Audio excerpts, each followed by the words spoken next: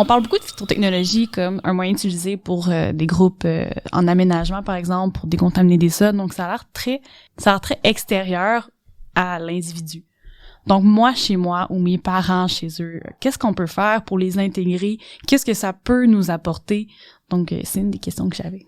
Oui, alors il y a vraiment beaucoup d'avenues, je pense, pour utiliser des phytotechnologies chez soi. Ça peut être, par exemple, au lieu d'avoir un simple gazon vert et puis avec peu de biodiversité dedans, c'est peut-être d'implanter d'autres espèces de plantes, donc certaines herbacées ou alors même des plantes pérennes qui vont pouvoir donc avoir besoin de moins d'intrants, par exemple des fertilisants, et puis peut-être moins de travail en fait finalement.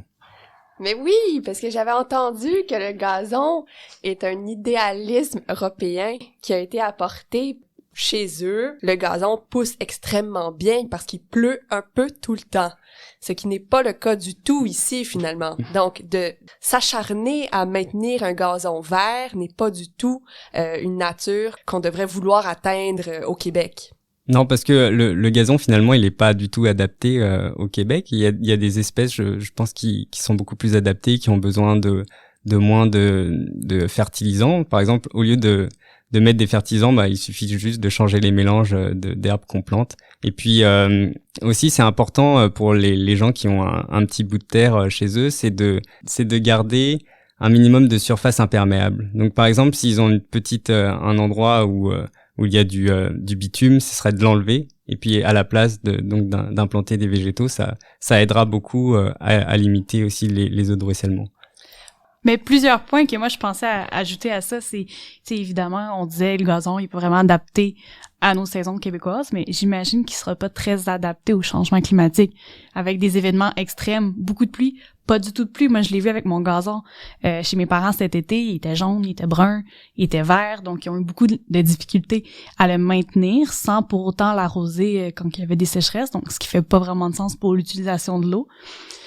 Puis aussi, tu parlais de minimiser les surfaces imperméables. Je trouve que c'est vraiment un très bon point. Puis il faut qu'on arrive à se l'assimiler en tant que citoyen parce que nous, on veut mettre notre champ, on veut faire un terrain de basket. Parfait, on va tout cimenter une partie de notre terrain pour mettre une ou des voitures.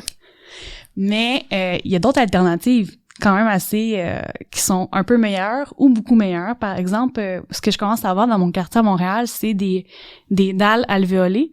Donc, c'est des dalles avec des trous où que le gazon peut pousser ou le trèfle peut pousser entre, puis j'imagine que c'est beaucoup moins toxique pour le sol qui est en dessous. Donc ça va permettre donc à l'eau d'aller s'imprégner dans le sol et puis de remplir les nappes phréatiques comme on en avait parlé tout à l'heure. Donc c'est vraiment un avantage qui est important et puis c'est quelque chose qu'il faut répandre. Et c'est aussi au lieu de continuer à ajouter des surfaces imperméables, c'est d'enlever celles qui sont déjà installées. Mais c'est aussi, je pense, planter des espèces qui sont indigènes au Québec, parce que les espèces qui sont indigènes ou natives vont mieux répondre au climat qu'on a sans qu'on ait besoin de les arroser, mais qui vont aussi avoir des racines beaucoup plus longues et qui pénètrent beaucoup plus loin dans le sol que notre typique gazon, justement. Et donc, les racines plus longues, corrige-moi Adrien si je me trompe, mais j'ai l'impression qu'ils aident à infiltrer l'eau plus facilement, plus rapidement. Donc, on aura une plus grande infiltration et une plus grande rétention de l'eau par ces plantes indigènes-là qu'on aurait autrement. Et donc, encore une fois, ça va aider pour les inondations, les surverses, etc. Oui, c'est sûr. Et puis, en fait, tu l'as très bien dit, en fait, quand les racines pénètrent dans le sol, elles vont changer vraiment le milieu, le rendre beaucoup plus aéré. Et donc, ça va permettre de créer des pores, d'avoir une structure meilleure qui a une meilleure rétention de l'eau et qui a aussi une meilleure porosité. Donc, l'eau va s'infiltrer plus facilement dans le sol. Et puis, ça ajoute aussi énormément de carbone dans le sol. Quand on a un système racinaire qui est dense et profond, les racines, en fait, elles vont libérer des molécules dans le sol qui sont avec du carbone à l'intérieur.